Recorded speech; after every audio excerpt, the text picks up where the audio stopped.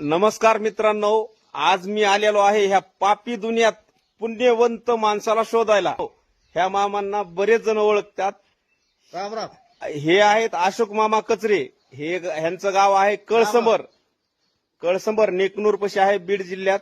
तर मित्रांनो, हे पहा, आजच्या दुनियेत मित्रांनो असे चांगले माणसं शोधून सापडत नाहीत.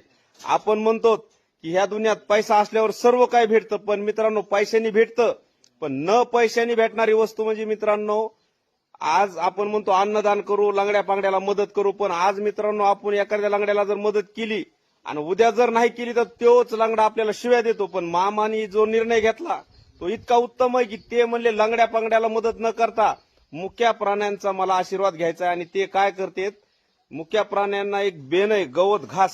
मामा कोणतं आहे? मार्वेल घासाचं बेन. मित्रांनो 12 महिने कष्ट करतात, पाणी देतात आणि त्याचं बेन ते एकही रुपये न घेता वाटतात. आणि हेच पुण्य मित्रांनो आज आयुष्यात येऊन हीच खरी त्यांची कमाई. मित्रांनो, मामा तुमचे खूप खूप धन्यवाद. राम राम. पाप करायचं नाही, पुण्य करायची गरज लागत नाही तुम्हाला. पाप करू नका, पुण्य करायची गरज नाही, देव धर्म करायची गरज नाही, देवाला जायची नाही गरज नाही, देव तुमच्यापाशी. असेच मामासारखे बना, ही आज काळाची गरज आहे. आणि मित्रांनो, मामाचा तुम्हाला मी सगळं व्यवस्था मामा दिसतेत. ते म्हणतात ना, मूर्ती लहान आणि कीर्ती महान.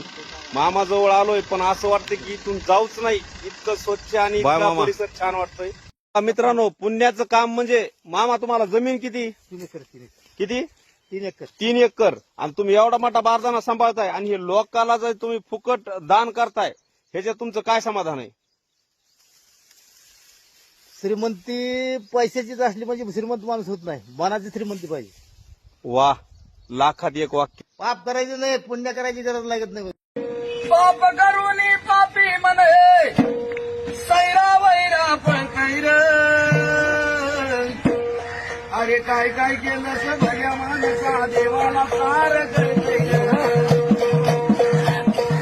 काय काय केलं सगळ्या माणसा देवाला सार करते.